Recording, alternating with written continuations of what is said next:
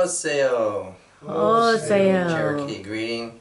And konnichiwa in Japanese. For I, Coyote, am so conditioned and thus construed that everything at every level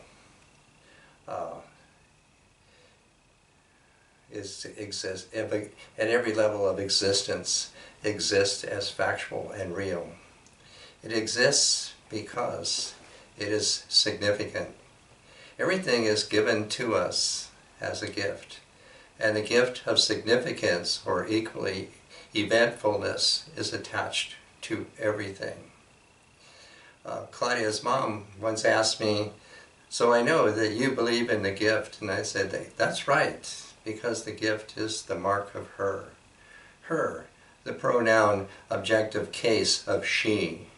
And she is with us today to honor the recent and sudden passing of Kazu Korebayashi in Reno. And here I have a memorial for her.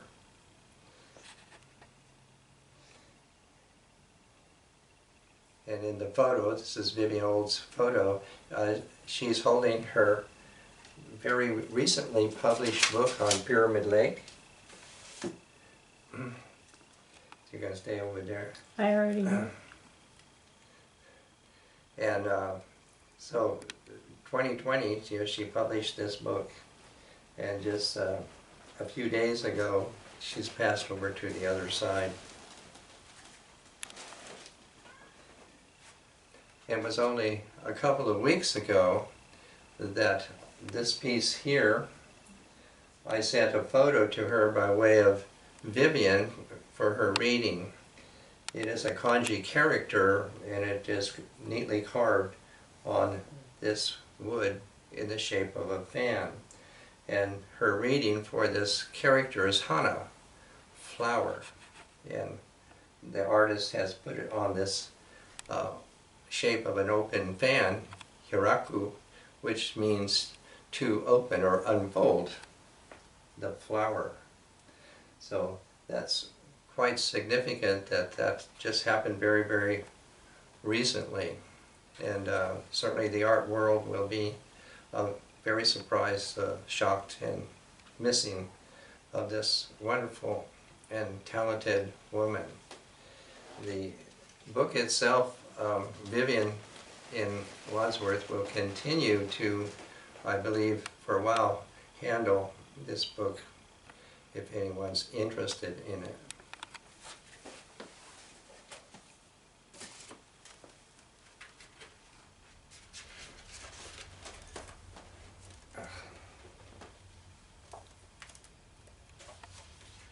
And for this, I have a poem to read from old Japan of really 1,000 years ago.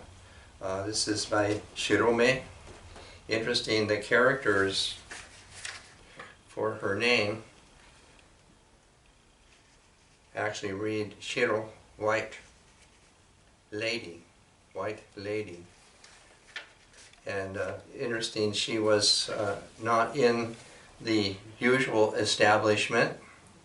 She is a independent woman, or a liberal, actually we call her a liberal woman of her time, and the only such person to be included in the imperial anthologies. And this is for Kazo.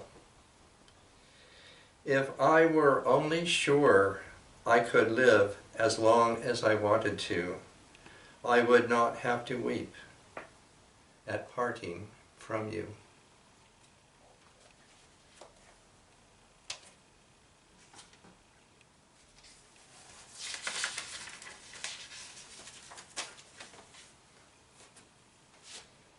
And my main feature today is this akimono, this scroll painting.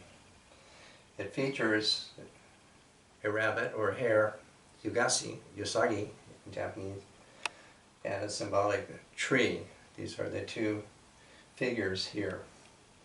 And the significance of the rabbit and what does it mean in Japan and for all of us is related to the moon.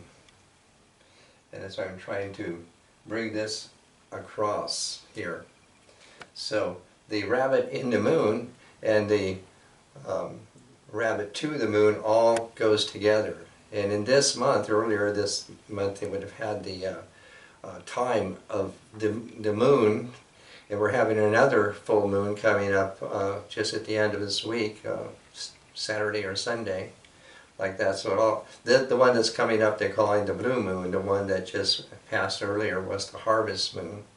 And in Japan, in many places, that's a very big fiesta. And it's all celebrating the moon, seeing the moon, and then I'm emphasizing here, it's about seeing the rabbit in the moon.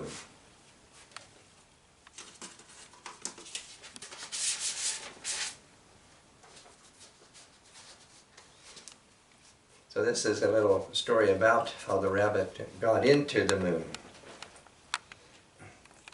One night, the man on the moon came down to earth disguised as a hungry beggar. He chanced upon a fox, a monkey, and a rabbit, Yasagi, and he asked for some food. The fox brought him fish from the stream, and the monkey brought fruit from the trees. But the rabbit could only offer grass. So he told the hungry beggar to build a fire, and when it was built, the rabbit threw himself onto the flames to offer himself as a morsel to the hungry beggar. Amazed by the rabbit's generosity and sacrifice, the beggar then transformed himself back into the man on the moon and pulled the rabbit out of the fire. To honor the rabbit's kindness and sacrifice, the man on the moon carried the rabbit back to the moon to live with him. Now if you look at the full moon, you can see the outline of the rabbit pounding mochi on the moon. And if you go down here, you see in this display here, here's the rabbit making the mochi. The mochis are glutinous rice cakes, and so you can see it looks like the moon. The motero here is very interesting from Japan. You see a twisted rice straw rope around it, this shameniwa, and that is to say that this is a kami. This is a actual motero kami that way. And that the rabbit is figured this way, and if you have the right state of mind that you can look into the moon and make out this figure there. And that's really the benefit of that. The adage, east is east and west is west. In the west, everything is the window. The window on whatever, the window into whatever, you can name anything. The window, dash, dash, like that. In the east, in Japan, it's the mirror. And it's the mirror to see one coming out. And this has its beginning in the ancient myth in Japan with Amaterasu, the sun goddess, who closed herself up into a rock cave and plunged all the world into woe and darkness. And so all the kami, hundreds of kami, all assembled and tried everything to get her to come out. And finally, they managed to get her to begin to come out of the cave. And as she did so, one of the kami held up a mirror. So as she came out, she saw herself coming out. And that's everything now that takes place there. And to continue that, let me read for my own notes. Looking at the rabbit, you can look at the rabbit. This Japanese rabbit comes out through her bodily identification with her body's animate presence. Certainly another presence in the activated, inanimate moon, mirror, reflection. A different being there, a different not I body, and this presence, animate and inanimate, is Shinto's true object of worship, Suhai, the true and innermost self. The animate is given by its returns to its origins as things kami, symbols kami, thought kami, moon reflection body kami. This is a finite offering for infinity. And this is now the choice yet to come out. It's called a free barter. So here in this wonderful painting, we would say it's a very understated painting, but very consciously understated. I have no idea the age of this painting. It's quite fragile. It has many repairs on it, so somebody certainly valued it for a long time. The repairs are very old, and I've had to add a few myself. So it's very fragile in that, and every time I unroll and roll it, I have to watch out for that. This painting has been painted certainly by a woman, but not simply just say a woman. This is a woman with knowledge, as knowledge would be in Zen. This painting definitely has the 7 properties of a Zen painting. And to kind of get an angle on that, I want to say, a couple of weeks ago I presented with a scroll Bodhidharma. Now Bodhidharma is given as the patriarch of Zen. Now Zen has really been now developed into a religion and part of Buddhism. But Bodhidharma would be sort of akin to Luther was to the Catholic Church, was Bodhidharma to the now hundreds of years old Mahayana Buddhist institutions. So he's a bit, to the side of that and so forth. But what we get to is that eventually there, he has, really a covey of followers. Actually, there's 4 of them. It would be a woman and 3 men. And he gave them the names of skin, flesh, bone, and marrow. And Bodhidharma would be the 5th. Now, the flesh is the woman. Her name is Song Shi. And now that begins a lineage that is invisible to the patriarchal lineage that has continued, and so forth. So this woman is of that knowledge, and that lineage is what I'm saying. It's a secret lineage of woman.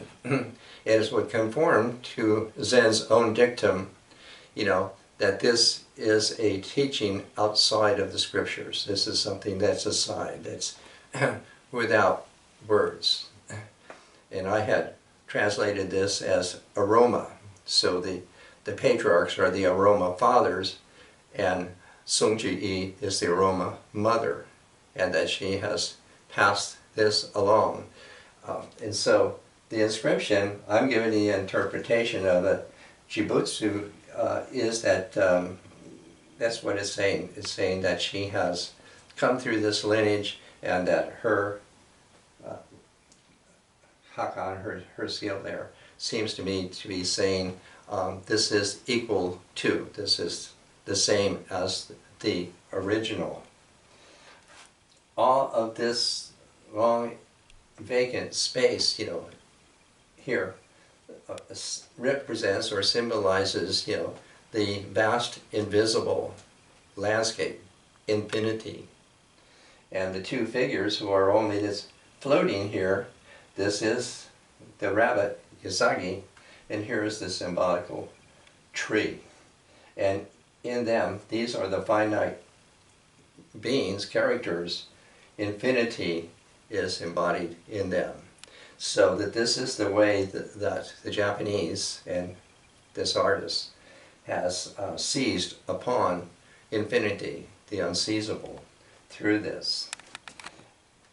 And if you get real close up, the fineness and the delicacy of this she has avoided, if I could say that, all of the conventions and everything that would be in all others and paintings. You know, even her signature is totally uncharacteristic of what anybody else would do. So that's very, very interesting. And there is so much of a subtlety in this that I'm here conveying to you the significance of all this in the rabbit looking up into the moon. So the moon here now is the Shintai. That is the body in which the kami, rabbit, is in. So anybody or everybody who then in the moon viewing is now doing the same thing. In this we see ourselves coming out, to come out. And this is totally different than the whole west view of the window. If we were looking through the west, we would say we're looking through a window at the rabbit and the tree. But this is as if we were saying this is being created, painted from the other side, really from the infinity of it all. So there's so much in this that is so subtle. It would seem eventually I would have to section this off and reframe it the way that I did the Fencon painting, like that. So this could be 1,000 years old, or in hundreds, who knows. But I don't think very new because of all the repairs. So this is another poem from Japan. This is by Wako Kaku and translated by Tokuma Shoten in Tokyo. So you can get the idea of the subtlety of this. That's what I would be naming this painting, is Bimyosha, meaning subtle, delicate, and refined. Rabbit. Let me have a sheet of drawing paper. Please use the white pastel to draw a vast snowy field. Please draw me in there. Don't hesitate. Use the white pastel. There I will play, closed in by a vast white expanse. I will be free for the first time, closed in by the vast white expanse. With no distinction between me and the surroundings, I will be invisible for the first time. I will dance. No need to go all the way to the moon. The snowy field on this drawing paper is my place.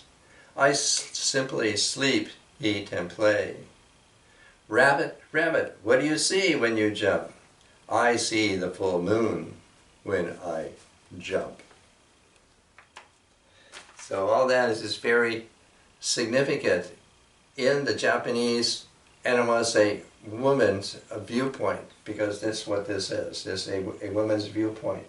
And again, the significance of the rabbit in Japan is really this relation of the rabbit to the rabbit in the moon.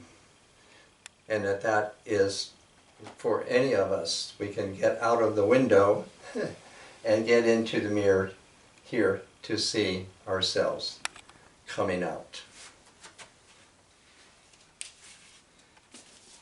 And I always like to try to come up with a Mary Oliver poem for this. And straightforward, her title for this poem is The Rabbit. Scatter ghosts, it can't float away. And the rain, everybody's brother, won't help. And the wind all these days, flying like 10 crazy sisters everywhere, cannot seem to do a thing.